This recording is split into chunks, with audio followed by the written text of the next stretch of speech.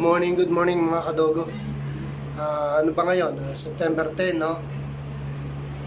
Itatopic natin ngayon yung tinatawag nilang false pregnancy sa aso. Kasi ito, na-experience ko na ito kay Pickles now.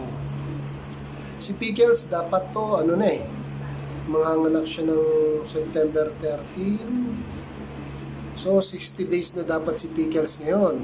Tama ba? Pero tignan ninyo tong aso to, ha? Kaya nga, tinapik natin yung false pregnancy para kahit pa paano magkaroon kayo ng idea. Tignan ninyo.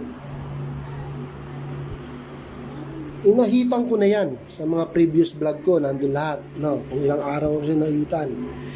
Kasi kaya ko siya tinawag na false pregnancy kasi ganito yan.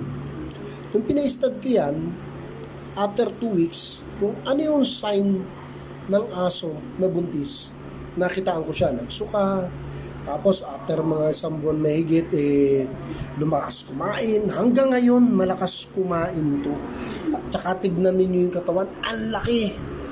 Tapos, kaya nga inahitan ko no?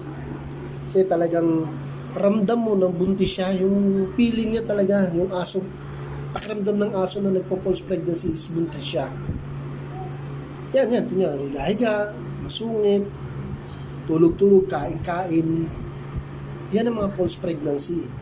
Pero, hindi lumalaki yung tummy niya. Yung pinaka sinapupunan niya. O dapat yan, lalaki, tapos magkakaroon na ito ng gatas. Diba? Kasi 60 days na Pero hindi. So, kaya nga yan ang false pregnancy. Yung aso natin na kala niya sa sarili niya, buntis siya. Pakiramdam talaga niya siguro buntis siya. Kung ano yung nakikita natin doon sa mga asong na buntis, ganun ang ginagawa nila.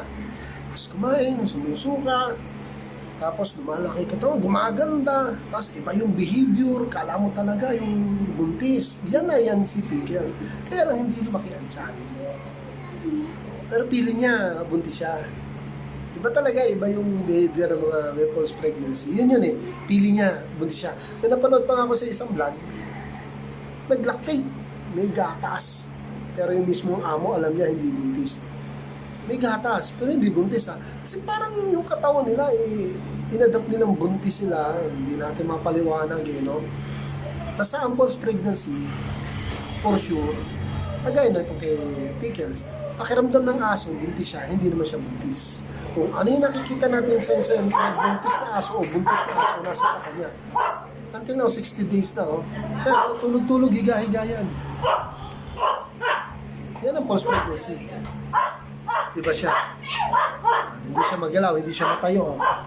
May tao yan, tatakol-takol yung Shih Tzu, pero hindi siya tatayo. Alam mo talaga buntis, ayaw niya, hindi siya maharo. Talaga kung ano yung buntis. Yan ang false pregnancy po. Ako nga, akala ko, mga anak na, di ba, nung 45 days, excited na ako, 50 days. Sumumpa ng 55 days, wala na ako, hindi naman lumaki. Pero feeling niya talaga, butis, pinapapi-obi ko to. Hindi nakabutis, tinutuloy ko Kasi once na makita niya yung gamot na papi-obi, pinapainom ko kasi si Cotton, siya rin, umiinom. Alam niya kagad, inom siya. Pinapainom ko rin vitamins na ba wala naman masama sa vitamins. Vitamins pa rin yun. Kaya yun lang mga kadogo, tinapik ko lang yung false pregnancy. Baka meron naka-experience sa inyo, gano'n. Kasi ako ito experience. Pero okay lang. Kagaya nga yung vlog ko sa mga previous vlog ko, okay na rin. Thankful na rin ako kasi para sigurong pinagpahinga muna talaga. Kasi kakataon, nagkakaanak. So, si Cotton daw muna. Maliligan, si Cotton muna. Ito yung pagpahingayin mo natin kondisyon ng hindi. Yan lang po, mga kadogo. False pregnancy, ganito. Kala ng aso, buntis siya. Yun. Exact word. Sige, good morning mga kadogo. Have a nice day. Thank you for watching mga kadogo.